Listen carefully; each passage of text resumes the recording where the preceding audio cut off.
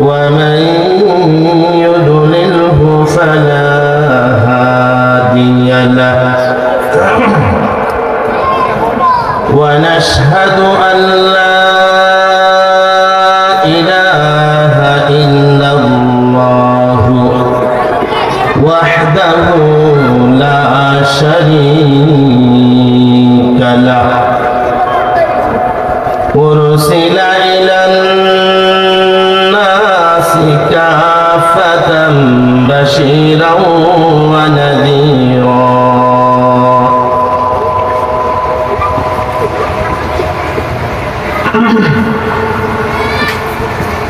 أرسل إلى الناس كافة بشيرا ونذيرا وداعيا إلى الله بإذنه وسراجا وكتابا منيرا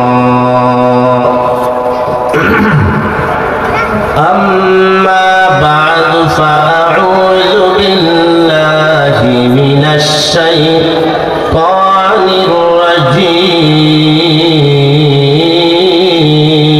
الرجيم بسم الله الرحمن الرحيم يا أيها الذين آمنوا اتقوا الله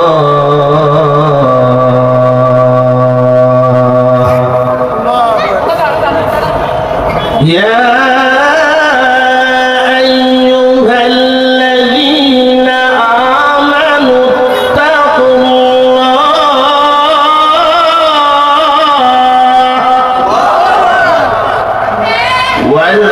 ولتنظر نفس ما قدمت لغد واتقوا الله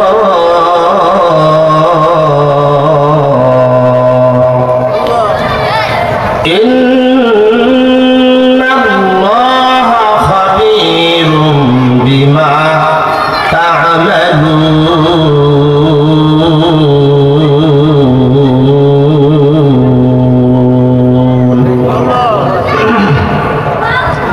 بارك الله لنا ولكم في القرآن العظيم ونفعنا وإياكم بالآيات والذكر الحكيم أستغفر الله لي ولكم ولسائر المسلمين فاستغفروه إنه هو الغفور الرحيم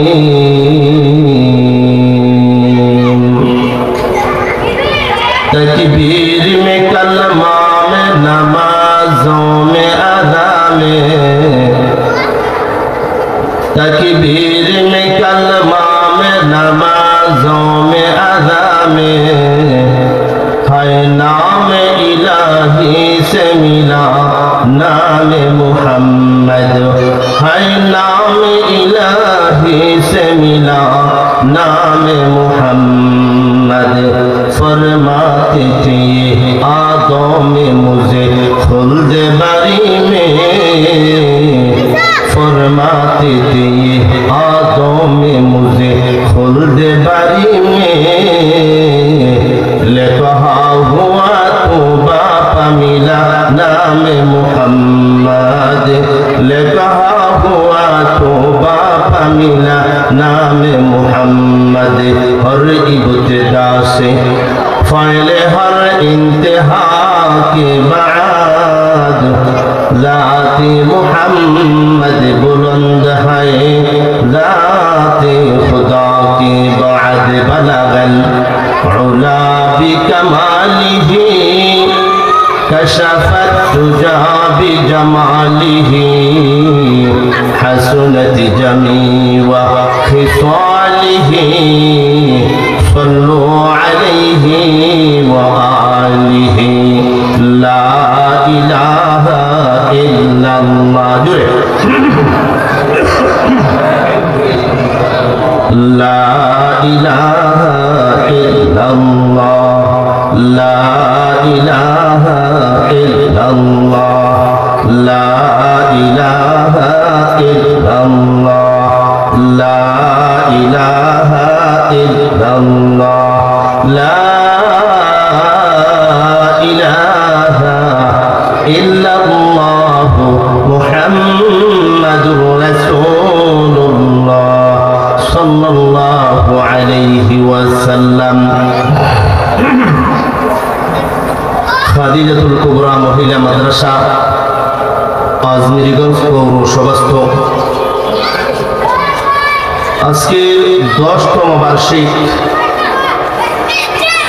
দশম বার্ষিক ইসলামী মহাসম্মেলনের মুহতারাম সম্মানিত সভাপতি সদর ইজলাস উপস্থিত দিগর হযরত উলামা ইকরাম, আমরা ইতিপূর্বেই জানতে পেরেছি আমাদের প্রধান অতিথি হিসাবে আসতেছেন, বিশেষ অতিথি মহোদয় আসতেছেন।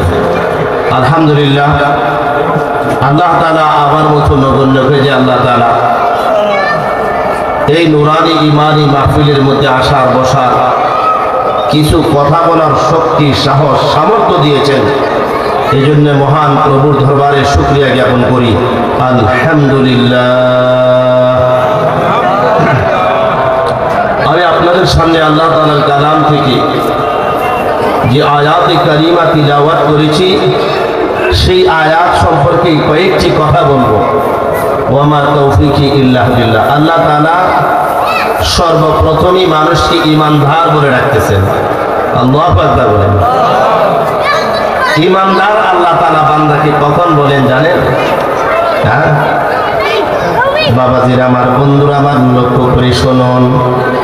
আমরা যারা সন্তানের বাবা হয়েছি, আমরাও আমাদের সন্তানকে কখনো আব্বু বলে ডাকি কিনা ডাকি না। কখন আমি আমার সন্তানকে আব্বু বলে ডাকি? যখন সন্তানের প্রতি মায়াটা বাড়ে, যখন সন্তানের প্রতি আমার অন্তরটা গভীরভাবে ডাকে, ঠিক কিনা ঠিক না? যখন সন্তানের প্রতি আমার আকর্ষণ বেড়ে যায়, মায়া ভালোবাসাটা যখন গভীর হয়, তখন আমি আমার কলিজার টুকরা সন্তানকেও আমি আব্বু বলে ডাকি, ঠিক কিনা ঠিক না? সন্তান যখন বুঝে আমার আব্বা আমাকে আব্বু বলে ডাকতেছেন, তখন সন্তানও বুঝে আব্বু আমাকে খুব আদর করে ডাকতেছেন, খুবই মহব্বত করে ডাকতেছেন, ঠিক কিনা ঠিক না? ভাইয়ের আমার, বন্ধুরা আমার, আবার যখন সন্তানকে চিল্লায় ডাকেন, এই রহিমুল্লাহ তুই কই আছো, তাড়াতাড়ি আয়, তখন সন্তান বুঝে আব্বার রেগে আছে, ঠিক কিনা ঠিক না? ভাইয়ের আমার, বন্ধুরা আমার, লক্ষ্য করে শুনুন। আল্লাহ পাক রব্বুল আলামিন তার সন্তান বান্দাদেরকে, তার গোলামদেরকে কখন মুমিন বইলা ডাকে জানেন? আল্লাহু আকবার।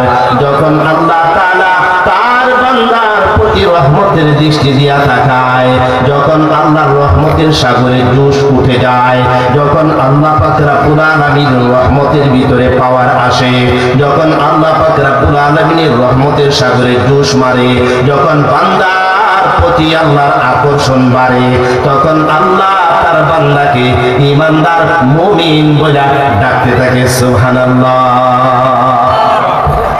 এই জন্যই বাবাজিরা আমার, বন্ধুরা আমার, লক্ষ্য করে শুনুন। আল্লাহ পাক রব্বুল আলামিন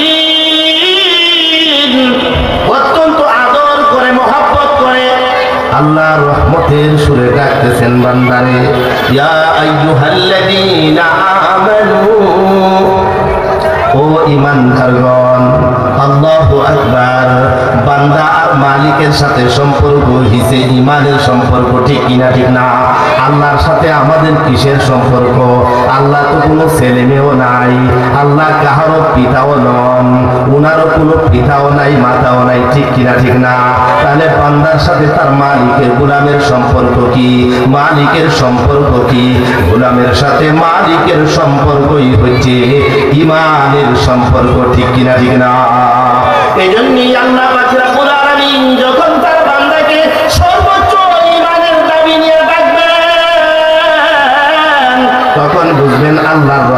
সাগরে জুস এসে গেছে, তখন বুঝবেন আল্লাহ পাক রব্বুল আলামিন বান্দার প্রতি রহমতের দৃষ্টি দিয়া তাকাইছে। এইজন্য আল্লাহ বলতেছেন, ইয়া আইয়ুহাল্লাযীনা আমানু, ও ঈমানদার, আল্লাহু আকবার, ঈমানদার বলিলা আল্লাহ তাআলা আলোচ্য আয়াতের মধ্যে বান্দাদেরকে দুইটা নির্দেশ দিতে চান। কয়টা নির্দেশ? আল্লাহ তাআলা বলেন, বান্দা আমি তোমাকে ঈমানদার বইলা ডাইকা দুইটা হুকুম দিতে চাই, দুইটা নির্দেশ দিতে চাই। আমি আল্লাহর ওই দুইটা হুকুম যদি তুমি মানো, আমি আল্লাহর ওই দুইটা নির্দেশ যদি তুমি মানো, আমি আল্লাহর ওই দুইটা পরওয়ানা যদি তুমি মানতে পারো, তাহলে তোমার দুনিয়ার জিন্দেগিও হবে সুন্দর এবং আখিরাতের জিন্দেগিও হবে সফল। দুইটা জিনিস কি? এই দুইটা নির্দেশই আমরা আজকে আলোচনা করি। আল্লাহ বলেন, এক নম্বর নির্দেশ, ইত্তাকুল্লাহ,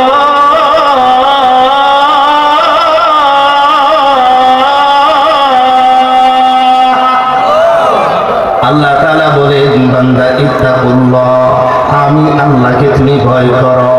তোমার অন্তরের ভিতরে আমি আল্লাহর ভয়টা ঢুকাও, তোমার পরিবার ভিতরে আমি আল্লাহর ভয় ঢুকাও। আমি আল্লাহকে তুমি ভয় করো। আমি আল্লাহর ভয় যদি তোমার অন্তরে লালন করতে পারো, আমি আল্লাহর ভয় যদি তোমার অন্তরে লালন করতে পারো, তোমার দুনিয়ার জিন্দেগিও হবে সুন্দর, আখিরাতের জিন্দেগিও হবে ধন্য। সন্তান চলাফেরা করে, কিন্তু সন্তানের কলিজার ভিতরে বাবার ভয় আছে। দেখবেন যে সন্তান তার বাবাকে বেশি ধরায়, ভয় পায়, ওই সন্তান কোনোদিন বাবার অবাধ্য হইবে না। ঠিক কিনা? ঠিক না? ওই সন্তান কোনোদিন বাবার কথা অমান্য করবে না। ঠিক কিনা? ঠিক না? এই সন্তান কোনোদিন বাবার হুকুমের বিরোধিতা করবে না। ঠিক কিনা? ঠিক না? কেন? তার কলিজায় বাবার ভয় আছে, যে বাবার কথা না মানলেই সমস্যা হবে, বাবার হুকুমের বিরোধিতা করলেই সমস্যা হবে। ঠিক কিনা? ঠিক না? এই ভয় যদি থাকে, তাহলে দেখবেন আল্লাহর ওই বান্দা, ওই সন্তান বাবার অবাধ্য হইতে পারবে না। কেন? ভয় আছে। এই জন্য আল্লাহ পাক রব্বুল আলামিন বলেন, বান্দা ইত্তাকুল্লাহ, আমি আল্লাহকে তুমি ভয় করো। তোমার কলিজার ভিতরে যদি আমি আল্লাহর ভয় ঢুকাইতে পারো, তুমি যদি আমি আল্লাহ পাক রব্বুল আলামিনকে যদি ধরাও, আমি আল্লাহ পাক রব্বুল আলামিনের ভয় যদি তোমার কলিজায় ধারণ করতে পারো, আমি আল্লাহ পাক রব্বুল আলামিনকে যদি তুমি ভয় করতে পারো, তাহলে তোমার জন্য লাভ হবে কি? দুনিয়ার ভিতরে যত অপরাধ আছে, দুনিয়ার ভিতরে যত অন্যায় আছে, দুনিয়ার ভিতরে যত জুলুম আছে, সব অন্যায় থেকে, অপরাধ থেকে, জুলুম থেকে বাঁচা তোমার জন্য সহজ হবে। ঠিক কিনা? ঠিক না? বান্দা যখন চুরি করবে, আল্লাহর ভয় যদি থাকে, তাহলে চুরি করার সময় মনে মনে ভাববে, দুনিয়ার কেউ দেখো কার না দেখো, আমার আল্লাহ আমাকে দেখতেছেন। ঠিক কিনা? ঠিক না? যখন জিনা করবে, জিনা করার সময় কেউ দেখো কার না দেখো, তখন ভাববে আমার আল্লাহ আমাকে দেখতেছে। ঠিক কিনা? ঠিক না? যখন মিথ্যা কথা বলবে, আরে কেউ বুঝো কার না বুঝো, আমার আল্লাহ আবার মিথ্যা কথা ধরতেছেন। ঠিক কিনা? ঠিক না? যখন অন্যায় করবে, কেউ দেখো কার না দেখো, তার এই সিটারি কেউ বুঝো কার না বুঝো, কিন্তু আমার আল্লাহ বুঝতেছেন। ঠিক কিনা? ঠিক না? এই ভয় যখন তার অন্তরের ভিতরে থাকবে, আল্লাহর বান্দা জিন্দেগি তো কোনদিন অন্যায় করতে পারবে না। আমি আজমিরগঞ্জের সুদপুরদেরকে বলতে চাই, ও সুদপুর, তোমার অন্তরে যতক্ষণ পর্যন্ত আল্লাহর ভয় না ঢুকবে, ততক্ষণ পর্যন্ত তুমি সুদ ছাড়তে পারবে না। ঠিক কিনা? ঠিক না? ও আজমিরগঞ্জের ঘুষখোরেরা, শুনে রাখো, যতক্ষণ পর্যন্ত আল্লাহর ভয় তোমার কলিজায় না ঢুকবে, ততক্ষণ পর্যন্ত তুমি ঘুষ ছাড়তে পারবে না। ঠিক কিনা? ঠিক না? ও জিনাকারী, যতক্ষণ পর্যন্ত তোমার কলিজায় আল্লাহর ভয় না ঢুকবে, ততক্ষণ পর্যন্ত তুমি ব্যভিচার ছাড়তে পারবে না। ও মিথ্যাবাদী, যতক্ষণ পর্যন্ত আল্লাহর ভয় তোমার কলিজায় না ঢুকবে ততক্ষণ পর্যন্ত মিথ্যা কথা ছাড়তে পারবে না। ঠিক কিনা? ঠিক না? চিল্লায় বলেন ঠিক কিনা? এই বাবাজিরা আমার, বন্ধুরা আমার, আল্লাহর ভয় যদি আপনার অন্তরের ভিতরে থাকে, আল্লাহর ভয় যদি আপনার কলিজার ভিতরে থাকে, দেখবেন আপনি কোনোদিন মিথ্যা কথা বলবেন না, কোনোদিন আপনি চুরি করবেন না, কোনোদিন ডাকাতি করবেন না, কোনোদিন আপনি সুদ খাইতে পারেন না, কোনোদিন আপনি ঘুষ খাইতে পারেন না, কোনোদিন আপনি ব্যভিচার করতে পারেন না, কোনোদিন আপনি এতিমকে গালি দিতে পারেন না, কোনোদিন আপনি এতিমের মাল আপনি খাইতে পারেন না, কোনোদিন আপনি অন্যায় করতে পারেন না, কোনোদিনও আপনি আমানতের খেয়ানত করতে পারেন না, যতক্ষণ পর্যন্ত আপনার মুনিব, আপনার মালিক আল্লাহর ভয় আপনার কলিজায় থাকবে। ঠিক কিনা? এই জন্য আল্লাহ বলেন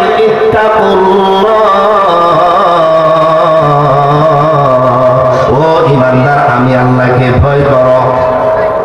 আল্লাহকে ভয় করলে গুনাহ থেকে বাঁচা সহজ। যতক্ষণ পর্যন্ত আল্লাহকে ভয় করবে না, গুনাহ থেকে বাঁচতে পারবে না।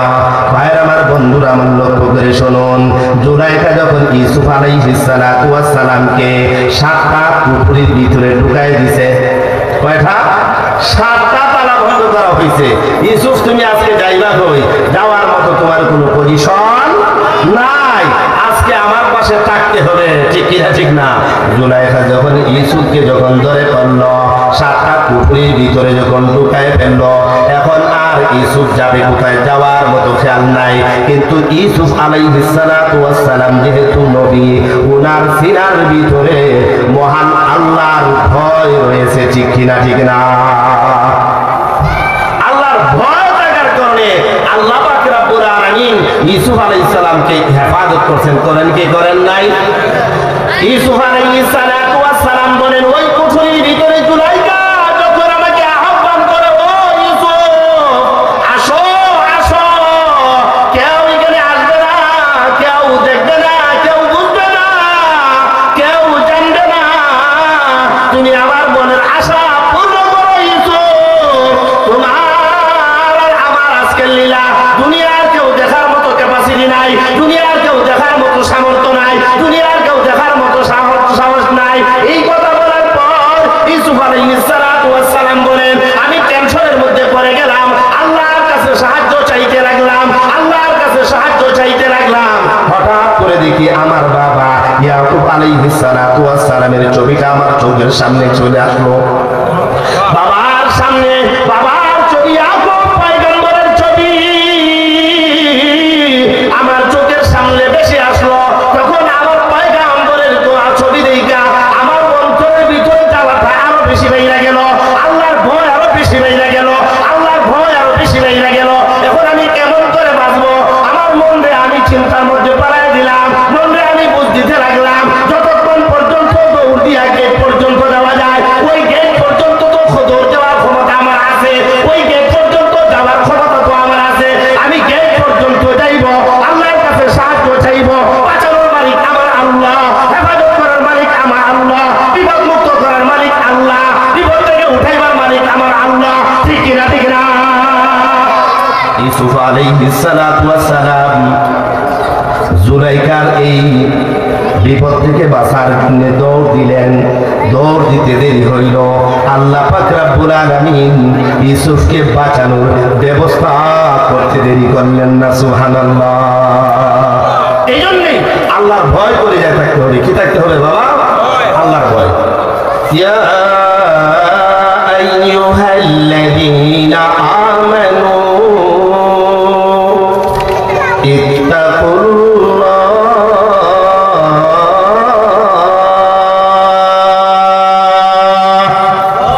এক নাম্বার হচ্ছে আমি আল্লাহকে ভয় করো। আল্লাহকে সবচেয়ে বেশি ভয় কে করছেন জানেন? নবী রাসূলগণ আল্লাহকে সবচেয়ে বেশি ভয় করছেন। সুবহানাল্লাহ। আল্লাহকে এত দৌড়ানি দৌড়াইছেন নবী রাসূলগণ, নবীদের মতো ভয় পৃথিবীর আর কেউ আল্লাহকে করেন না। নবীদের পরেই আল্লাহকে সবচেয়ে যারা ভয় করেছেন তারা হচ্ছে আখেরি নবী হযরত মুহাম্মদুর রাসূলুল্লাহ সাল্লাল্লাহু আলাইহি সাল্লাতু ওয়াস সালামের সাথীবর্গ সাহাবা একরাম সবচেয়ে বেশি আল্লাহকে ভয় করেছেন। এরকম একজন সাহাবীর একটা ভয়ের ঘটনা আপনাদের সামনে দিই। বিশ্বনবী যখন হিজরত করে মক্কা থেকে মদিনায় আসলেন, আসার পর নবীজির সাথে যে সমস্ত সাহাবা একরাম মক্কা থেকে আসছেন, পরেও আসছেন, আগেও আসছেন, এই সমস্ত সাহাবীদেরকে বলা হয় মুহাজির। আর মদিনার যে সমস্ত সাহাবীরা ওনাদেরকে বলা হয় আনসার। তো নবীজি এক একজন আনসার আর এক একজন মুহাজিরের মধ্যে ভ্রাতৃত্ব বন্ধনে আবদ্ধ করে দিলেন। এরকম একজন মুহাজির সাহাবী, নাম হচ্ছে সাঈদ রাদিয়াল্লাহু তাআলা আনহু। এরকম একজন আনসারী সাহাবী সালাবাতুল আনসারী রাদিয়াল্লাহু তাআলা আনহু। বিশ্বনবী একবার সালাবাকে ডাকলেন, সাঈদকে ডাকলেন, ডাইকা বললেন, ও সাঈদ, আজ থেকে সালাবা তোমার ভাই। সালাবাকে বললেন, ও সালাবা, আজ থেকে সাঈদ তোমার ভাই। তোমাদের মধ্যে আমি পয়গম্বর ভ্রাতৃত্ব বন্ধনে আবদ্ধ করে দিলাম। আল্লাহু আকবার। সাহাবায়ে কেরাম পৃথিবীর বুকে, আনসারগণ মদিনার সাহাবায়ে কেরাম পৃথিবীর বুকে সাহায্যের যে নজির দেখিয়ে দিয়েছেন, এইরকম ইতিহাস পৃথিবীর বুকে কিয়ামত পর্যন্ত কেউ দেখাইতে পারবে না। সাহাবায়ে কেরাম আনসারীগণ মুহাজিরদেরকে ভ্রাতৃত্ব বন্ধনে আবদ্ধ করে দিলেন। সাথে সাথে আনসারী সাহাবী নিজের অর্থ সম্পত্তিকে দুই ভাগে ভাগ করলেন। একটা অংশ মুহাজির ভাইকে দিয়ে দিলেন, আরেকটা অংশ নিজের জন্য রাখলেন। বাগান দুইটা হলে একটা দিলেন মুহাজিরকে, নিজের জন্য বাগান রাখলেন একটা, একটা হলে এটাকে দুই ভাগ করলেন। দুই ভাগ করিয়া এক অংশ দিয়ে দিলেন অপর ভাইকে, আরেক অংশ নিজের জন্য রাখলেন। বাড়ি যদি দুইটা হয়, একটা নিজের, একটা মুহাজিরকে দিলেন। একটা বাড়ি হইলে দুই টুকরা করে আরেকটা মুহাজিরকে দিয়া দিলেন। ঘরকে দুই টুকরা করে দিয়া দিলেন। আল্লাহু আকবার। এইভাবে প্রত্যেকটা জিনিস বন্টন করে দিলেন। পৃথিবীর ইতিহাসে এইরকম নজির দেখানোর মতো কিয়ামত পর্যন্ত কোনো মার জন্ম নিবে না। আল্লাহ পাক রব্বুল আলামিন আনসারী সাহাবীদের মাধ্যমে কিয়ামত পর্যন্ত ওই দৃষ্টান্ত আল্লাহ রেখে দিয়েছেন। ভাইরা আমার, বন্ধুরা আমার, হযরত সালাবাতুল আনসারী রাদিয়াল্লাহু তাআলা আনহু সাঈদকে সাঈদের সম্পত্তি বুঝায় দিলেন। দুনো ভাই আপন ভাইয়ের মতো চলতে লাগলেন। যেমন বোঝা যায় একই ভাইয়ের গর্ভের সন্তান, অথচ রক্তের কোনো সম্পর্ক নাই, দেশের কোনো সম্পর্ক নাই, আত্মার কোনো সম্পর্ক নাই। সব সম্পর্ক বিচ্ছিন্ন অবস্থায় একজন মানুষকে, শুধু একজন মানুষের কথায়, সুবহানাল্লাহ বলেন, কার কথায়? শুধু একজন মানুষের কথায়। আকায়ে নামদার তাজদার মদিনা সরদার দো আলম প্যারা নবী মাহবুব নবী সরদার নবী আকা নবী নবী মুহাম্মাদুর রাসূলুল্লাহ, নবী মুহাম্মাদুর রাসূলুল্লাহ সাল্লাল্লাহু আলাইহি ওয়াসাল্লাম। নবীর নাম শুনবেন তো দুরূদ পড়বেন। কি বলবেন? নবীর নাম শুনলে কি পড়তে হয় বাবা?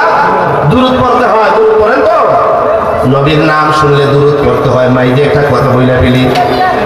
আল্লাহ রাসূল বলেন, মান সাল্লা আলাইয়া ওয়াহিদাতান সাল্লাল্লাহু আলাইহি আশারা।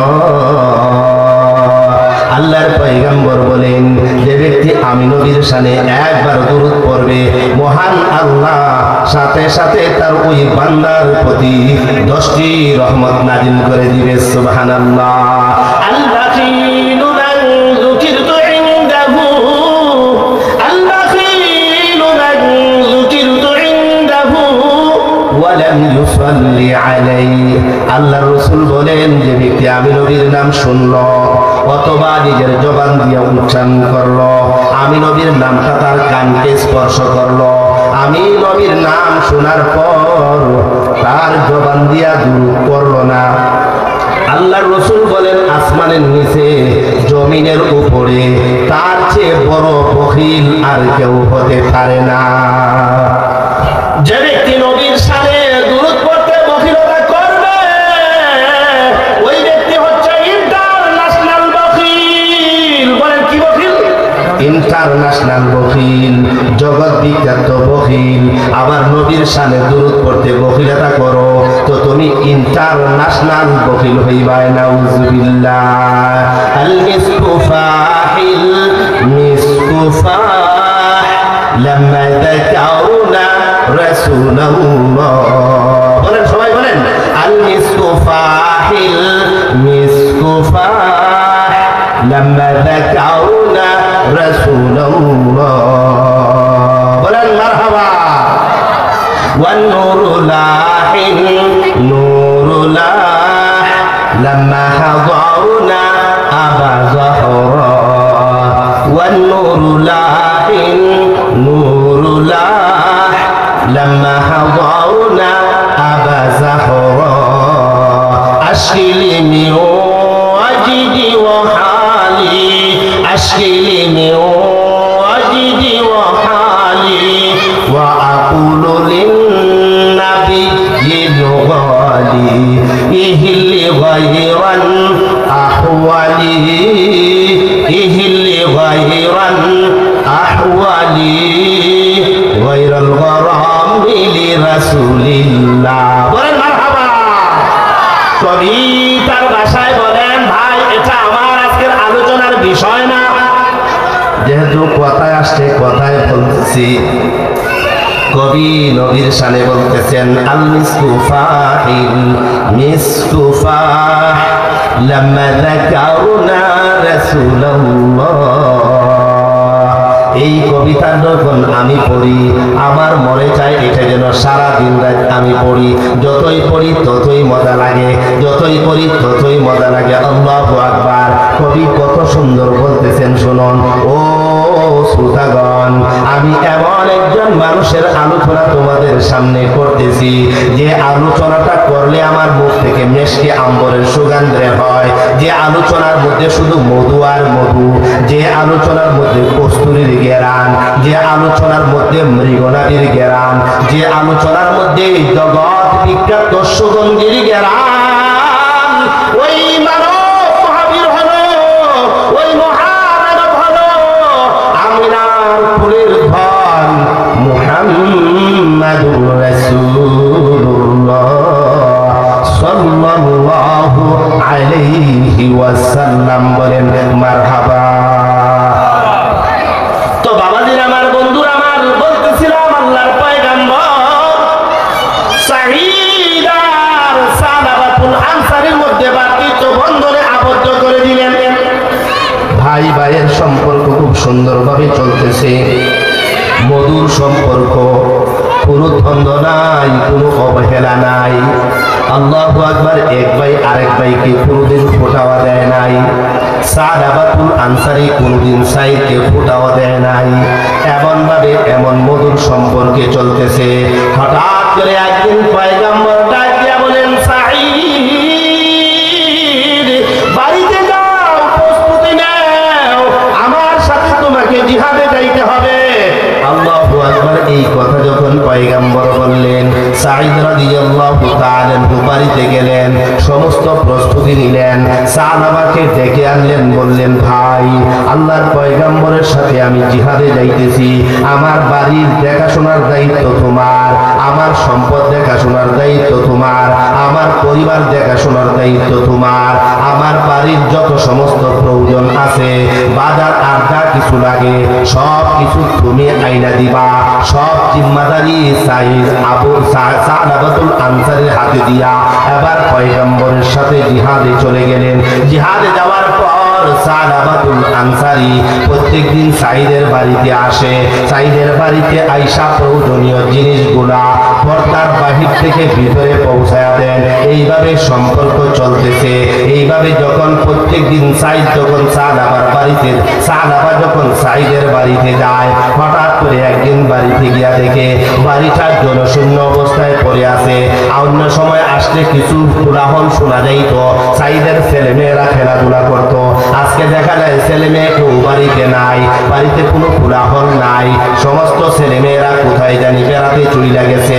ওই সময় মিস্টার ইবলিস শয়তান সালাবার কাদের মধ্যে ভর করছে, ভর করে বলতেছে, ও সালাবা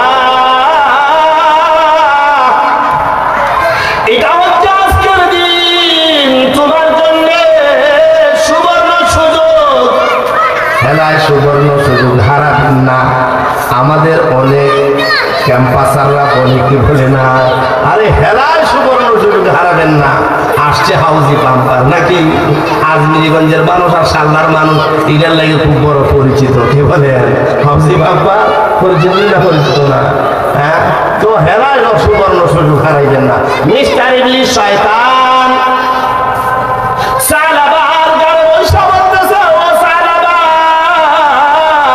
এটা তোমার জন্য আজকে সুবর্ণ সুযোগ।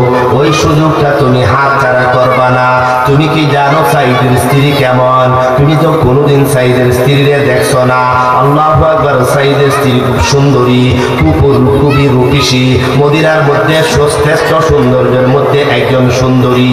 ও সালাবা, তুমি কিছু করতে হবে না, একবার পর্দার ভিতরে ঢুকো, ঢুইকা তুমি সাইদের স্ত্রীর চেহারাটা একটু দেখো, দেখলে বুঝতে পারবা এটা কেমন মেয়ে, কেমন মহিলা।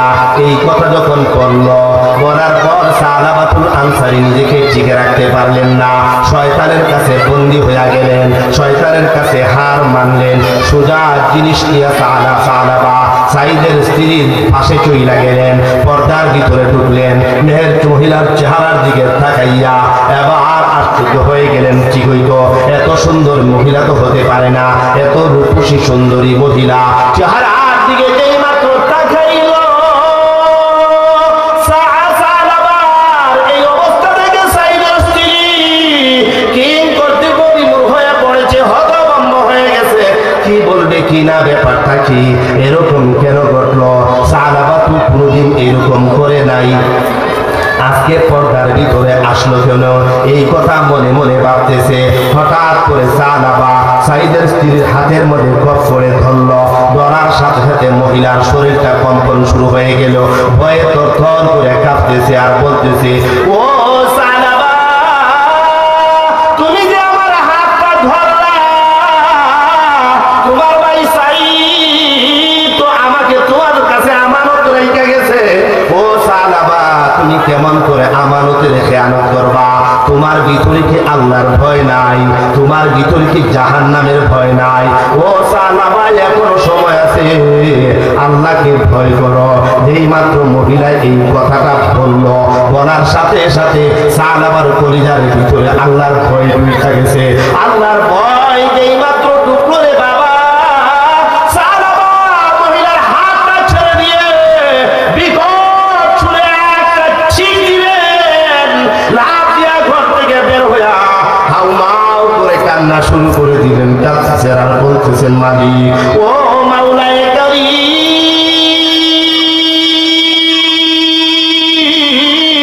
ও আমার মালিক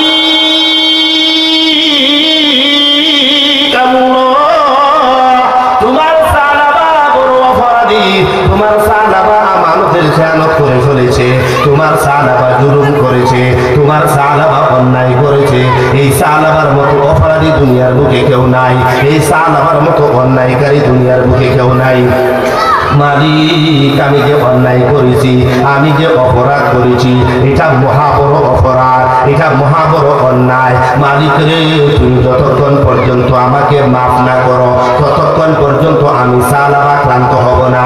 যতক্ষণ পর্যন্ত তুমি আমাকে ক্ষমা না করবা, ততক্ষণ পর্যন্ত তোমার সালাবার কান্না থামবে না। ও মালিক, নবীর কাছ থেকে কবরের আযাবের কথা শুনছি, মাওলা রে, কবরের আযাব আমি সহ্য করতে পারবো না। কবরের আযাব বড় ভয়ানক আযাব, কবরের আযাব বড় ভয়ঙ্কর আযাব, জাহান্নামের আগুন বড় উত্তপ্ত আগুন, ওই আগুন আমি সহ্য করতে পারবো না, ওই আগুন আমি জ্বলতে পারবো না। আল্লাহ, যতক্ষণ পর্যন্ত তুমি আমাকে ক্ষমা না করবা, ততক্ষণ পর্যন্ত আমার নিস্তার নাই।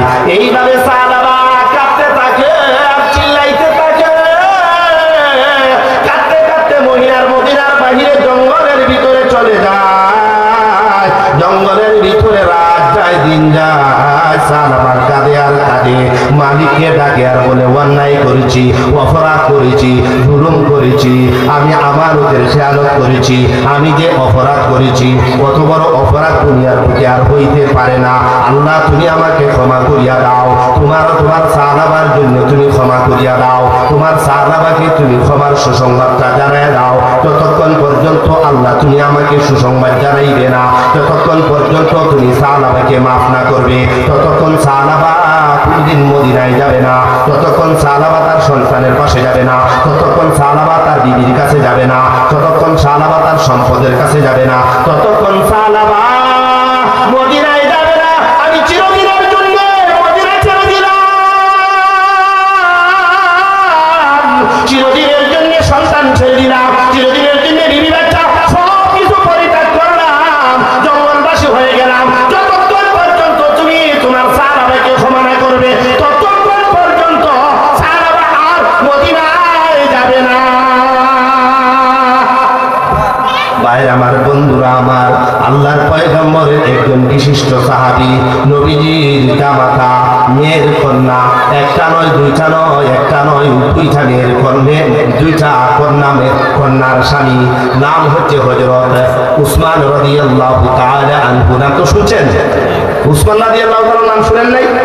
নবীর কয় মেয়ের স্বামী ছিল? দুইটা মেয়ের স্বামী। কয়টা মেয়ের স্বামী? উসমানের কাছে এক মেয়ের বিয়া দিয়েছেন, মারা গেছে, এরপরে আরেকটা মেয়ে দিচ্ছেন। অন্যায় অন্যায় নাকি না? যদি মেয়ে মারা যায় তাহলে ওর কাছে আরেকটা দেওয়া যায়, সমস্যা নাই, ভালো স্বামী হইলে দেয় না মানুষ। তো উসমান রাদিয়াল্লাহু তাআলা কিরকম ছিলেন? আল্লাহু আকবার। হ্যাঁ, উসমান গনি, আল্লাহু আকবার। এক ভিক্ষুক উসমানের কাছে চাইতেছে যে আমাকে আল্লাহর রাস্তায় কিছু দেন। ওই সময় সিরিয়া থেকে 100টা উটের বহর আসছে, 100 উট নিয়ে, শোনেন, একবারে বুঝাই করে মাল নিয়ে এসে সিরিয়া থেকে। তো উসমানের কাছে গিয়ে চাইছে, উসমান বলে যাও, সিরিয়া থেকে আমার উট আসছে, তোমার যে উটটা পছন্দ হয় তার মাল সহ তুমি নিয়ে নাও। তো ভিক্ষুক তো এটা আদর্শ ভিক্ষুক, বুঝছেন? আদর্শ ভিক্ষুক বুঝেন তো, এটা পরিস্থিতিওয়ালা ভিক্ষুক। গিয়াই একবার সবার সামনে যে উটটা ছিল সেই উটের মধ্যে ধরে ঠান দিছে। এখন উটের একটা নিয়ম হইল, আগের উট কেমদি দেবে, সব উট কেমদি দেবে, এদের আটকে ফিরে তোমার। এখন ভিক্ষুকে যখন আগেরটা ধরে ঠান দিছে, এখন দেখা যায় 100 এদের পিছু হচ্ছে। এখন যারা ছিল কর্মচারী সবাই দৌড়াইয়া উসমানের দ্বারা গেছে, হুজুর কি অবস্থা? এই তো অবস্থা। এখন ভিক্ষুকে আপনি একটা দিলেন, তখন এদের পিছনে সব চলছে, সব যখন গেছে যেতে দাও, সব তারে দিয়ে দেবে। চিন্তা করছেন উসমান গনি কাকে বলে? চিন্তা করছেন মিয়া? আর আজমিরগঞ্জের বাজারে মাদ্রাসার লাগে, খাদিজাতুল কুবরার লাগে 100 টাকা চাইলে, আর বাদ দাও, আর কত দিব? দিদিদের জীবনে শেষ করে দিচ্ছি। হ্যাঁ, আমার বয়স হয়েছে কয়টা? 5 বছর হচ্ছেন, আরো 2 বছর আগের একটা ঘটনা, তখন হয়েছে বয়স 3 বছর। আমি গজারিয়ার একজনের কাছে গেছি, ছাত্রর গার্জিয়ান, কিসের জন্য জানি একটা কালেকশনে লেগে গেছে। ওই হুজুর দিতে দিতে আমার কি বলছে, আপনাদের সব সময় দেওয়া লাগে, ব্যাপারটা কি? তো আমার ওই সময় সে তুলছে, ছাত্রর গার্জিয়ান একটা অনুষ্ঠান করবো, গেলাম। তো আমার এই কথা যখন বললো, আমি বললাম এই ঘর থেকে শেয়ার আনো 2টা। আচ্ছা স্যার, 100 আমি বুঝলাম তুমি বলবো। আচ্ছা, আমি আসছি এখানে 3 বছর হয়েছে, প্রথম দিকে তুমি 3 বছরে কয় টাকা দিয়েছো আমার কাছে হিসাব? আমার জানার মধ্যে তুমি 3 বছরে 1 টাকাও দেবো, আর তোমার জীবন শেষ হয়েছে। কেমনি শেষ হয়েছে আমি আজকে বুঝতাম, অন্তরে ব্যক্ত হয়েছে। তো যেগুলা আপনার চিল্লায়, এগুলা স্বভাবটা এরকম, ঠিক কিনা ঠিক না? হ্যাঁ, আরে চাইছে আল্লাহর হস্তে। আল্লাহু আকবার। হযরত আলী রাদিয়াল্লাহু তাআলা আনহু বাড়িতে গেলেন, প্রিয়তমা স্ত্রী নবীজির কলিজার টুকরা আয়েশা সিদ্দিকা অসুস্থ। তো স্বামী মাথায় হাত বুলাইতেছে, বলতেছে কি খাইবা? ফাতেমা রাদিয়াল্লাহু তাআলা অসুস্থ। তো স্বামী হাত বুলাইতেছে মাথায়, বলতেছে কি খাইবা? তো ফাতেমা বলতেছে কি খাইবো, খাওয়ার মতো কোনো কিছু নাই, তবে একটা ডালিম হইলে মনে হয়, আনার হইলে মনে হয় সেইটা।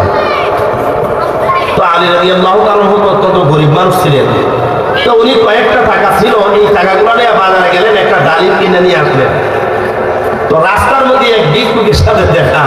আল্লাহু আকবার। সাহাবা একরামদেরকে আল্লাহ কিভাবে পরীক্ষা করছেন একটু চিন্তা করুন তো দেখুন। তো ভিক্ষুক আইয়া বলতেছে, ও আলী, তোমার কাছে একটা ডালিম দেখা যায়। আমার কয়েকদিন যাবত পেটের মধ্যে খিদা, কিছু খাই নাই, ওই ডালিমটা যদি আমাকে দিতাম।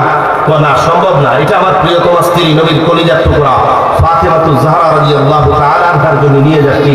সে বিছানায় শায়িত, অসুস্থ, সে খাবে, আমাদের আবদার করেছে, তোমাকে দিতে পারবো না। ওই সময় ভিক্ষুক ডাইকে বলে, ও আলী। ভিক্ষুক বুঝে যে আলীকে কিভাবে ক্যাপচার করতে হবে। ভিক্ষুক ডাইকে বলে, আলী, তোমার কাছে আমি আল্লাহর হস্তে চাই, তোমার ওই ডালিমটা আমাকে দাও। আলী ডাক দিয়া বলে, ভিক্ষুক, তুমি আমার কাছে আল্লাহর হস্তে চেয়েছো, জেনে রাখো আমি আমার কলিজার টুকরা হাসান হুসাইনকে, নবীর কলিজার টুকরা ফাতেমা আমার প্রিয়তমা স্ত্রীকে যতটুকু না আমি ভালোবাসি, এর চেয়ে হাজারো লক্ষ কোটি গুণে বেশি আমি আমার মুহুরকে ভালোবাসি। ভিক্ষুক, তুমি আমার আল্লাহর নামে চেয়েছো, তোমাকে আমি খালি হাতে ফেরত দিতে পারি না। এই না অর্ধেকটা ডালিম তোমাকে আমি দিলাম, আর বাকি অর্ধেকটা আমি আমার ফাতেমার জন্য নিয়ে নিলাম। ভিক্ষুক বলে, আলী একটু দাঁড়ান, তোমার চেহারাটা দেখে খাই। আলীর চেহারা দেখতে দেখতে ভিক্ষুক খাইল। খাওয়ার পর বলতেছে, ও আলী, আবার কখন জানি খাবার পাই ধরা যায় না। আমি ভিক্ষুক, আমার অর্ধেক পেটটা পড়েছে, বাকি অর্ধেক পেটটা খালি আছে। নাও আলী, তোমার কাছে আল্লাহর হস্তে বাকিটাও চাই, যদি এইটাও দিয়া দাও আমার কলিজা ঠান্ডা হবে, তোমার জন্য দোয়া করব। আলী রাদিয়াল্লাহু তাআলা নিজেকে ঠিকায় রাখতে পারলেন না, বললেন, ভিক্ষুক, আমি আমার আল্লাহকে সবচেয়ে ভালোবাসি, আমার কাছে আল্লাহর হস্তে চেয়েছো, তোমাকে খালি দিতে পারি না। সাথে সাথে আলী রাদিয়াল্লাহু তাআলা বাকি ডালিমটাও ভিক্ষুকের হাতে দিয়া দিলেন। সুবহানাল্লাহ। এবার আলী রাদিয়াল্লাহু তাআলা বাড়ির দিকে রওনা হইছেন, বাড়িতে যাবেন, বিবিকে কথা দিলেন ডালিম এনে দিবেন। যদিও ডালিম আনলেন, কিন্তু বিবিকে দেওয়ার মতো কিছু নাই, ঠিক কিনা? ঠিক না? বিবিকে দিতে পারবেন না, মনের মধ্যে একটা কষ্ট, হায়রে বিবিরে কি দিয়া বুঝ দিব। আল্লাহু আকবার। আল্লাহর আরশের ভিতরে জুস এসে গেছে, আল্লাহর রহমতের সাগরে জুস এসে গেছে। আল্লাহ সাথে সাথে জিবরাইলকে ডাক দিলেন, ও জিবরাইল, তুমি জলদি করে জান্নাতে যাও, জান্নাত থেকে 10টা ডালিম এনে আমার পয়গম্বরের কাছে পৌঁছায়া দিয়া বলো, আলী বাড়িতে যাওয়ার আগে আগে যেন আলীর কাছে ওই 10টা ডালিম পৌঁছে যায়। সুবহানাল্লাহ। নবীজি আশ্চর্য হয়ে বললেন, ব্যাপারটা কি? আলীর জন্য জান্নাতি ডালিম একটা নয়, দুইটা নয়, 10টা। তাহলে মনে হয় আলী আবার একটা ডালিম কোথাও দান করেছে। ও সাহাবায়ে কেরাম, কি আছো? দ্রুত আলীর কাছে পৌঁছায়া দিবা। সালমান ফারসি রাদিয়াল্লাহু তাআলা মুরব্বী সাহাবী, ফারস্য দেশের মানুষ, বড় ফলিসি মানুষ। হ্যাঁ, ফারস্য দেশের মানুষ, ফ্রান্সের মানুষ, বড় ফলিসি মানুষ। বললেন, হুজুর, আমি দ্রুত গতিতে পৌঁছা দিতে পারবো। ঠিক আছে, তোমার হাতে দেওয়া হলো। এবার সালমান ফারসি একটা ডালিম নিজে লুকায় রাখলেন, 9টা ডালিম হাতে নিয়া আলীর কাছে নিয়ে ধরলেন। ও আলী, মনে হয় আল্লাহ রাসূল বলছেন তুমি একটা ডালিম আল্লাহর রাস্তায় ব্যয় করছো, এই জন্য আল্লাহ তোমার জন্য খুশি হইয়া 9টা ডালিম পাঠাইছে। আলী রাদিয়াল্লাহু তাআলা বলেন, না না, হতেই পারে না, আমার জন্য আল্লাহ 9টা ডালিম দিবেন এটা আমি বিশ্বাস করি না। কারণ আমি নবীর জবান থেকে শুনেছি, নবীর পবিত্র জবানের কথা, আল্লাহর রাস্তায় এক দান করলে আল্লাহ সর্বনিম্ন 10 দিয়া থাকেন। বলেন সুবহানাল্লাহ। ইয়াকিন কাকে বলে দেখছেন? ইয়াকিন কাকে বলে দেখছেন? আর আমরা যদি পাইতাম, একটা বললাম 9 লাইনে দিতে, বললাম দেব তাড়াতাড়ি, আগে আগে হাতে দেখছি কিনা, ঠিক না? হ্যাঁ, জান্নাতি ডালিম। আলী ডাক দিয়া বলে, ও ভাই সালমান, না না, আমার নবীর কথা মিথ্যা হইতে পারে না, আমার নবীর কথা মিথ্যা হইতে পারে না, আমার আল্লাহ তো এত গরিব না। না, আমার আল্লাহ তো কৃপণ না। আল্লাহু গানিয়্যুন, আল্লাহ হলেন সবচেয়ে বড় ধনী, সবচেয়ে বড় ধনী, সবচেয়ে বড় ধনী। ঠিক কিনা? ঠিক না? নবীর কথা সত্য, নবীর কথা কোনোদিন মিথ্যা হইতে পারে না। নবী বলছেন একটার বদলা আমি ভিক্ষুককে একটা ডালিম দিয়েছি, আল্লাহ দিবেন তো 10টা দিবেন। ও সালমান ফারসি, তোমার 9টা ডালিম ফিরাই নাও। নবীর হাতে ফিরাই দিয়া বলবা ওইটা আলী গ্রহণ করে নাই, আল্লাহ দেন তো আমাকে 10টাই দিতে হবে, 9টা কেন দিবে? আমি মানব না। তো সালমান ফারসি বাকিটা বাইর করে ভাই তোমার পরীক্ষা করলাম, তোমার কি করলাম? পরীক্ষা করলাম। সত্যি আল্লাহ তোমার জন্য 10টা ডালিম পাঠাইছে। বলেন সুবহানাল্লাহ। এই জন্য ভাই দুষ্ট বুজুর্গ বলতেছিলাম সাহাবা একরামের যে কি ইয়াকিন আর কি বিশ্বাস ছিল। সাহাবা একরাম এই আলী রাদিয়াল্লাহু তাআলা আনহু, তাদের যে ইয়াকিন, তাদের যে বিশ্বাস। বলতেছিলাম যে ওই উসমান রাদিয়াল্লাহু তাআলা আনহু কবরের পাশ দিয়ে যাইতেন আর হাউ মাউ করে কবর দেখলে কাঁদতেন। কবরের পাশ দিয়ে যাইতেন আর হাউ মাউ করে কবর দেখলে কি কাঁদতেন। কেন কাঁদতেন? হযরত উসমান গনি রাদিয়াল্লাহু তাআলা আনহু কবরের পাশ দিয়ে যাইতেন, হাউ মাউ করে কবর দেখে কাঁদতেন। বলা হলো ও উসমান, ব্যাপারটা কি? মসজিদের মিম্বর দাঁড়াইয়া নবী যখন জাহান্নামের ভয়ানক কথা আলোচনা করেন, তখন তো উসমান তোমার চোখে পানি দেখি না। নবী যখন জাহান্নামের কঠোর অবস্থা আলোচনা করেন, ও উসমান তখন তো তোমার চোখে পানি দেখি না, কিন্তু কবর দেখলে তুমি এত কাঁদো কেন? কবর দেখলে তোমার এত কান্না আসে কেন? কবর দেখলে তোমার এত কান্না হয় কেন? ব্যাপারটা কি?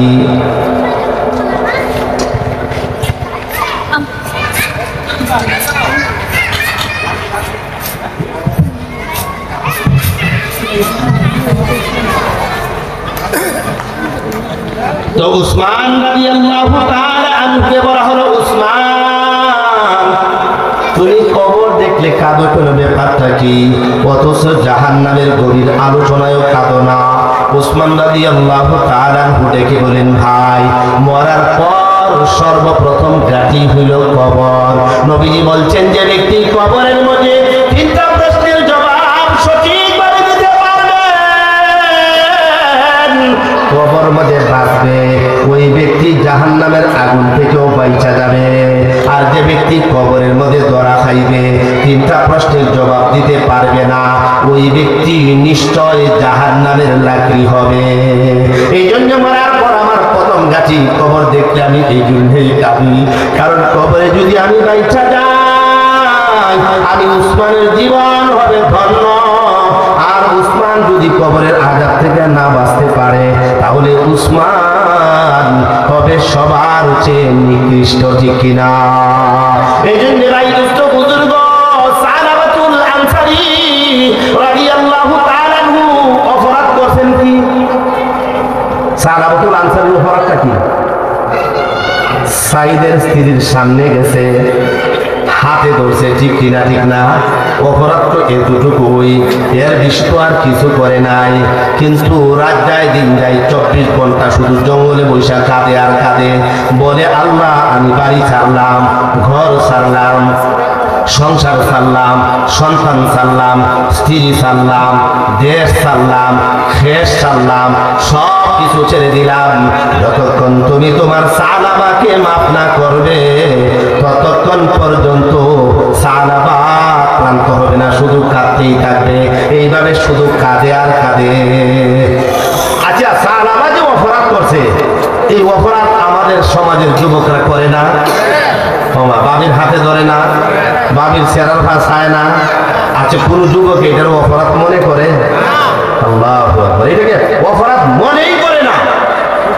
অথচ বাবির সামনে যাওয়া নিষেধ। আল্লাহ রাসূল প্রত্যেকটা মহিলাদেরকে বলেন, ও মহিলার দলেরা, তোমরা তোমার দেবরদেরকে মৌতের মতো ভয় করো, মৌতের মতো ভয় করো। যেভাবে তোমরা মরতে চাও না, যেভাবে মরণকে তোমরা ডরাও, ওইভাবে তোমরা তোমাদের দেবরকেও ডরাও। অর্থাৎ কোনদিন দেবরের সামনে যায় না। ভাই বউ দেবরের সামনে যাওয়া সম্পূর্ণ হারাম। ভাই বউ দেবরের সামনে যাওয়া সম্পূর্ণ হারাম। ভাই বউ দেবরের সামনে যাওয়া সম্পূর্ণ হারাম। অথচ আমাদের সমাজের যুবকরা এটাকে অপরাধী মনে করে না, ঠিক কিনা ঠিক না? ভাই বউর সাথে ডং করে, গপ করে, একসাথে বয়ে আড্ডা দেয়, ঠিক কিনা ঠিক না? সম্পূর্ণ না জায়েজ, সম্পূর্ণ না জায়েজ, সম্পূর্ণ না জায়েজ, ঠিক কিনা?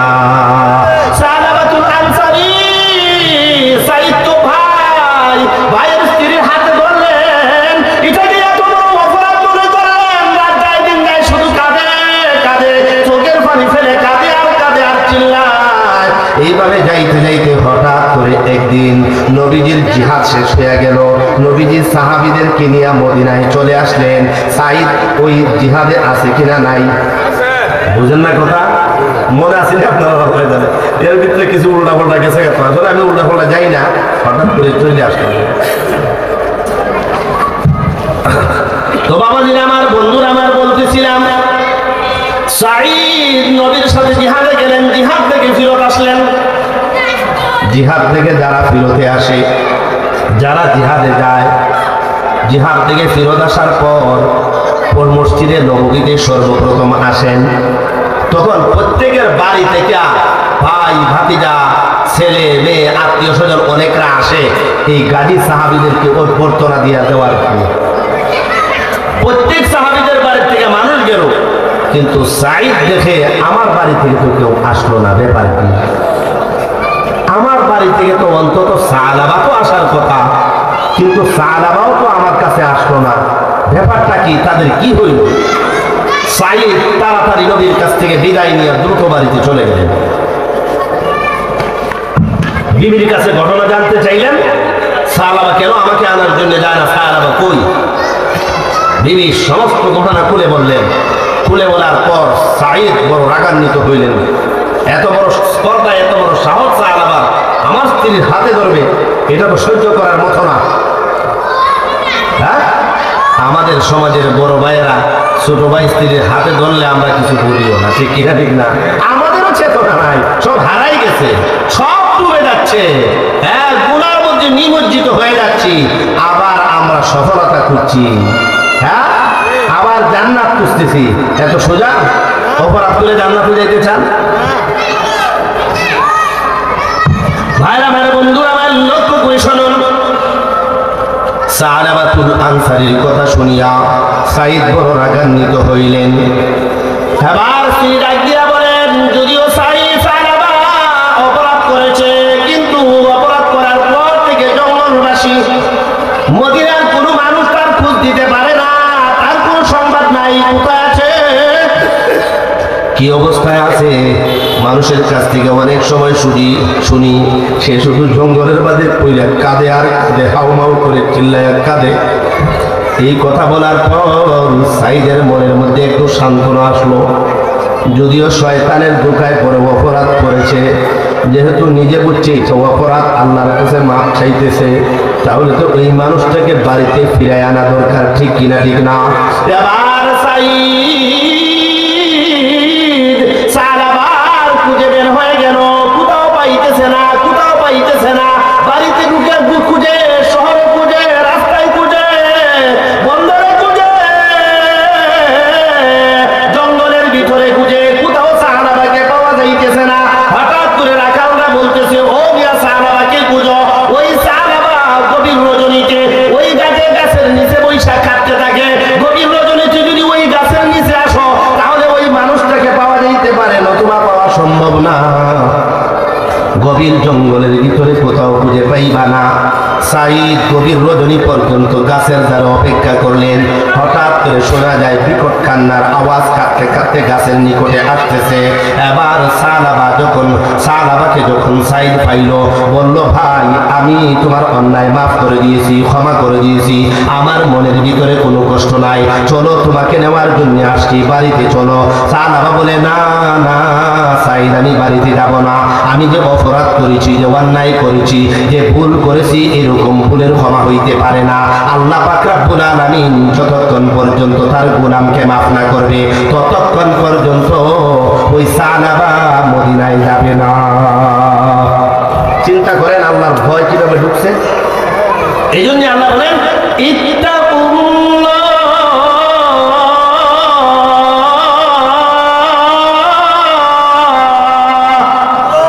ও ঈমানদারগণ আল্লাহকে ভয় করো।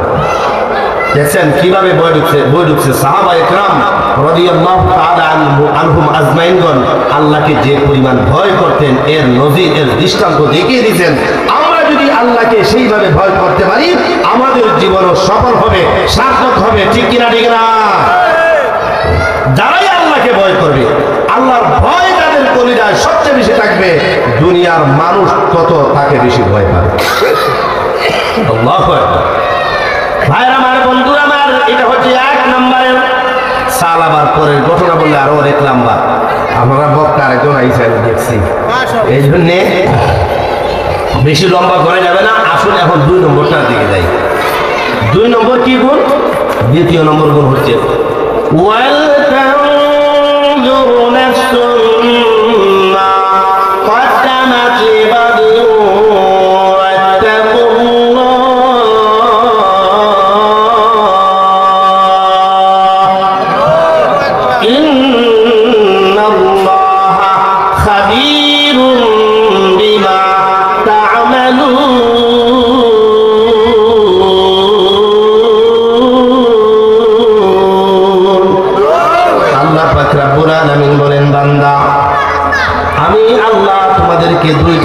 নির্দেশ দিয়েছিলাম। এর মধ্যে 1 নম্বর নির্দেশ হচ্ছে আমাকে ভয় করো। দ্বিতীয় নম্বরের নির্দেশ হচ্ছে ওয়াল তানজুরু নাফসুম মা কদ্দামাত লিগাদ। ও বান্দা, কাল কিয়ামতের দিন তোমার সামনে আসতেছে। ওই কিয়ামতের দিনের ব্যাপারে, হাসরের মাঠের ব্যাপারে, কবরের ব্যাপারে তোমাকে চিন্তা করতে হবে। আখিরাতের ফিকির করো, আখিরাতের চিন্তা করো, কাল কিয়ামতের দিনের চিন্তা করো। আগামীকাল বলতে আখেরাত বুঝাইতেছে। আখেরাতের ফিকির করো, আখেরাতের চিন্তা যদি থাকে তাহলে লাভটা কি হবে শুনুন। মনে করেন এক বাবা তার সন্তানকে বলছে আগামী ডিসেম্বরে, না ডিসেম্বর তো চলতেছে, তো ডিসেম্বরে বাৎসরিক পরীক্ষায় যদি তুমি 1 নাম্বার হইতে পারো, তো ছেলে প্রত্যেক দিনই পড়ার থেকে আইসেই বাবাকে বলে আব্বা একটা সাইকেল কিনে দাও। তো কয়দিন পরে বলে আব্বা একটা সাইকেল কিনে দাও। তো বাবা বলে তোমার সাইকেল দিয়ে মধ্যে দাঁড়াও। তো বাবায় শর্ত লাগাইছে, সামনের পরীক্ষায় যদি তুমি 1 নাম্বার হইতে পারো তোমার ক্লাসে, তো ঠিক আছে, তোমার কথা আর আমার ওয়াদা ঠিক থাকবে, তোমার জন্য সাইকেল ফ্রি, সাইকেল দেওয়া হবে। ছেলে সাইকেলের জন্য পাগল।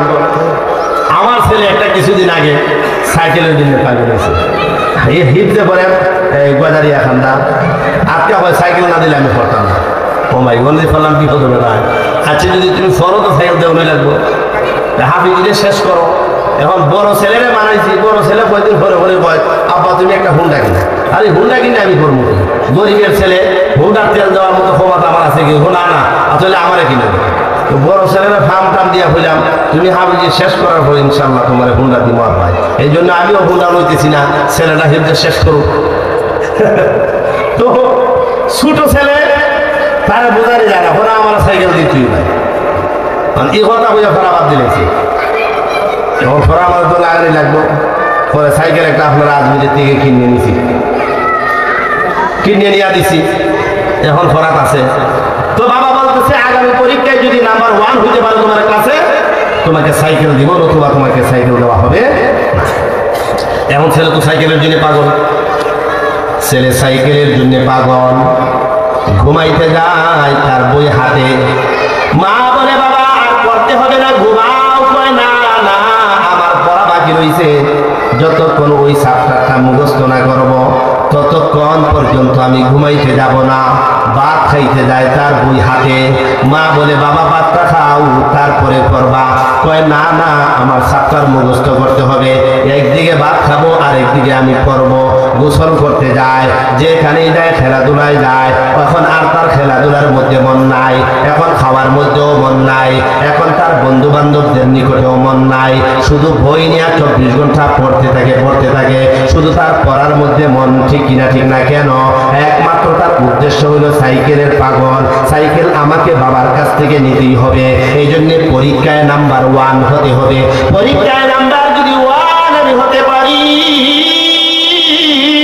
বাবা ওয়াদা করেছে আমাকে সাইকেল দিবে, যাতে করে আমি নাম্বার 1 হইতে পারি, যাতে করে আমি পাস হইতে পারি, যাতে করে আমি প্রথম হইতে পারি। 24 ঘন্টা বই নিয়ে শুধু পড়তেই থাকে।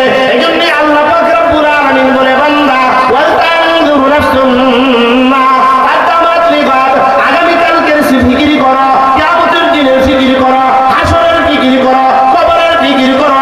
আল্লাহর বান্দার যদি উদ্দেশ্য থাকে মরার পর আমি যেন আমার কবরের মধ্যে যাইয়া মুনকার নাকিরের প্রশ্নের জবাবগুলো যেন সঠিকভাবে দিতে পারি। বান্দার যদি চিন্তা থাকে, যদি ফিকির থাকে, আমার কবরটা জান্নাতের বাগান হইতে হবে। বান্দার যদি ফিকির থাকে, হাসরের মাঠে আমার আমলনামা ডান হাতে আসতে হবে। বান্দার যদি ফিকির থাকে, আল্লাহর আরশের নিচে আমাকে ছায়া পাইতেই হবে। বান্দার যদি ফিকির থাকে, নবীর হাতের হাউজে কাউসারের পানি পান আমাকে করতেই হবে। বান্দার যদি ফিকির থাকে, আমাকে বিনা হিসেবে জান্নাতে যাইতেই হবে। বান্দার যদি ফিকির থাকে, আল্লাহু আকবার, নেকির পাল্লাটা, মিজানের পাল্লা, নেকির পাল্লাটা উজরে বাড়ি হইতেই হবে। বান্দার যদি ফিকির থাকে, আমি চাই জান্নাত, আমি চাই জান্নাত, আমি চাই জান্নাত, চাই কোনো বিনিময়ে আমাকে জান্নাত হাসিল করতেই হবে। এই অবস্থা যদি থাকে, এই চিন্তা যদি একজন মুমিনের অন্তরে থাকে, একজন ঈমানদারের যদি এই ফিকির থাকে, একজন ঈমানদার যদি এই চিন্তা করে, দেখবেন ঈমানদার নামাজ পড়লে শুধু মজা লাগবে, দেখবেন ঈমানদার সদকা করলে মজা লাগবে, দেখবেন ঈমানদার রোজা রাখলে মজা লাগবে, দেখবেন ঈমানদার তাহাজ্জুদের নামাজ পড়তে হয় না, দেখবেন ঈমানদার আওয়াবিন পড়তে তার কষ্ট হয় না, দেখবেন ঈমানদার চাষের নামাজ পড়তে কষ্ট হয় না, দেখবেন ঈমানদার আওয়াবিনের নামাজ পড়তে কষ্ট হয় না, মসজিদে দান করলে কষ্ট হয় না, মাদ্রাসায় দান করলে কষ্ট হয় না, তার মুখ দিয়ে কোনোদিন কটু কথা বের হয় না, তার মুখ দিয়ে কোনোদিন অসত্য বের হয় না, সে কোনোদিন চুরি করে না, সে কোনোদিন ডাকাতি করে না, সে কোনোদিন অন্যায় করে না, সে কোনোদিন অপরাধ করে না। যত ন্যাক করে ততই মজা লাগে, যত ন্যাক করে ততই মজা লাগে, যত নামাজ পড়ে ততই মজা লাগে। ঠিক কিনা ঠিক না?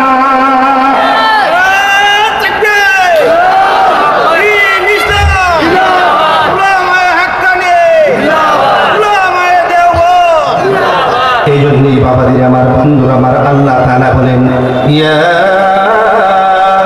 আইয়ুহাল্লাযীনা আমানু ইত্তাকুল্লাহ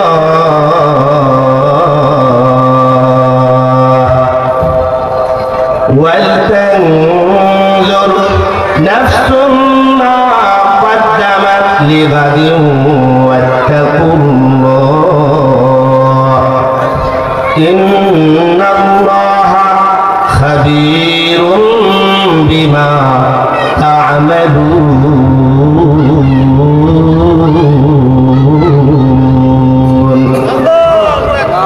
আমার বন্ধুরা আমার, আল্লাহ পাক রব্বুল আলামিন 2 নম্বর নির্দেশ, তুমি আখিরাতের চিন্তা করো, আখিরাতের ফিকির করো।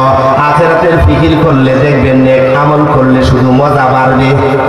আর নেক আমল করলে মজা বাড়লে, বেশি বেশি নেক আমল করলে লাভ কি হবে? আল্লাহ বলেন, ইন্নাল্লাযীনা আমানু ওয়া আমিলুস সালিহাত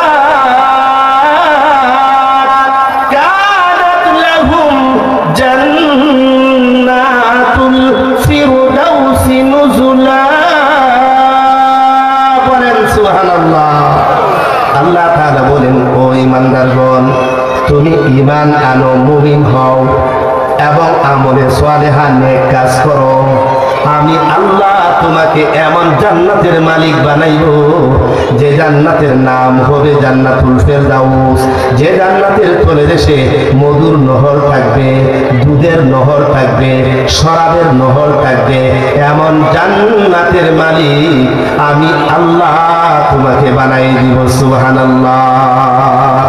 নবীজি বলছেন, আল্লাহর কাছে জান্নাত চাও, জান্নাত চাও তো জান্নাতুল ফেরদাউস চাও, সবচেয়ে দামি জান্নাত, সবচেয়ে উন্নত জান্নাত।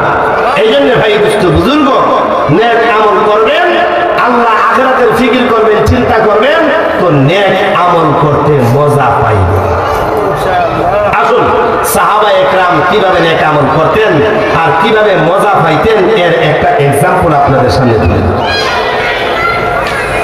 বিশ্বনবী সাল্লাল্লাহু আলাইহি সাল্লাম যখন দুনিয়া থেকে বিদায় হয়ে গেলেন, সাহাবায়ে কেরাম পরামর্শক্রমে আবু বকর সিদ্দিক রাদিয়াল্লাহু তাআলা আনহুকে রাষ্ট্রের রাষ্ট্রনায়ক বানাইলেন, রাষ্ট্রের প্রধান বানাই দিলেন।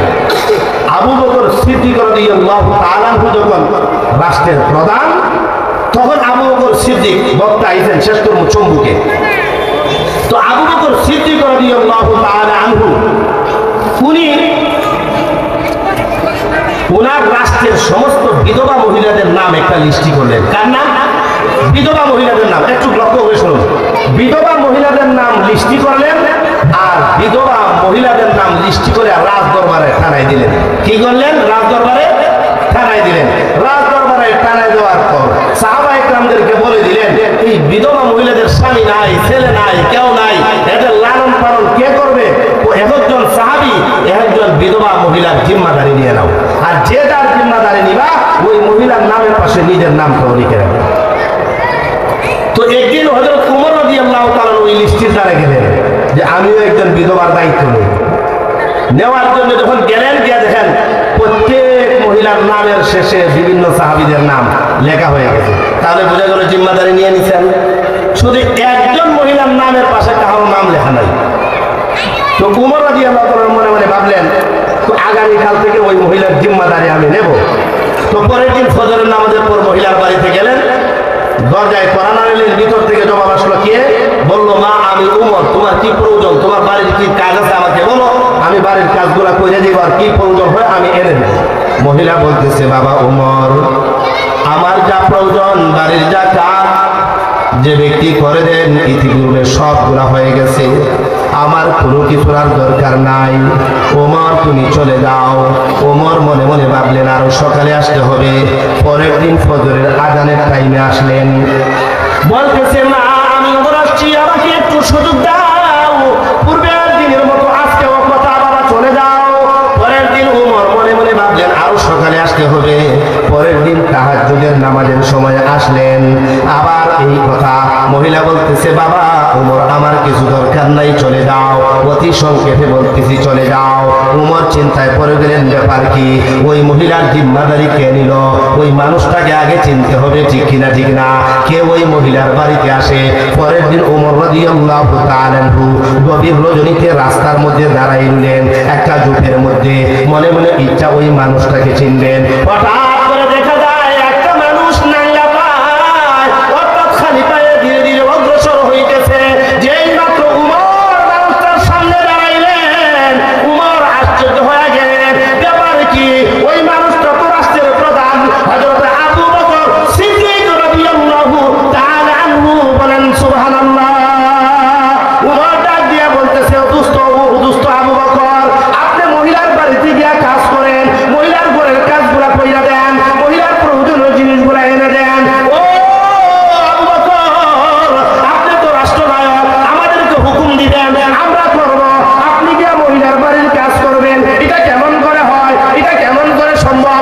সাথে সাথে আবু বকর ডাক দিয়া বলে, ও ওমর, তোমরা কি আমাকে আমার জান্নাতটা সাজাইবার সুযোগ দিবা না? তোমরা কি আমার জান্নাত সুন্দর করার সুযোগ দিবা না? সারাদিন রাষ্ট্রের কাজ করি, নিজের কাজ কিছুই করতে পারি না।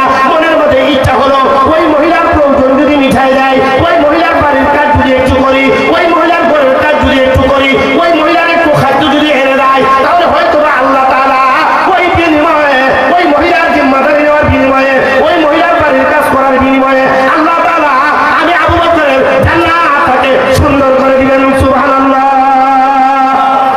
এই আশায় তো আমি করতেছি। এই জন্য ভাই দুস্থ বুজুর্গ, রাষ্ট্রের প্রধানের যদি এই মন মানসিকতা হয়, রাষ্ট্রের প্রজাদের কি অবস্থা হবে? এই জন্য আল্লাহ তাআলা বলছেন দুইটা, একটা হলো আমি আল্লাহকে ভয় করে গুনাহ থেকে বাঁচতে পারবা, আখিরাতের চিন্তা করো, নেক আমল করে মজা পাইবা। আল্লাহ তাআলা আমাদের প্রত্যেককে যথাযথভাবে আখিরাতের চিন্তা এবং আল্লাহর ভয় অন্তরে ঢুকাও। আমিন। আখিরু দাওয়ানা আলহামদুলিল্লাহ।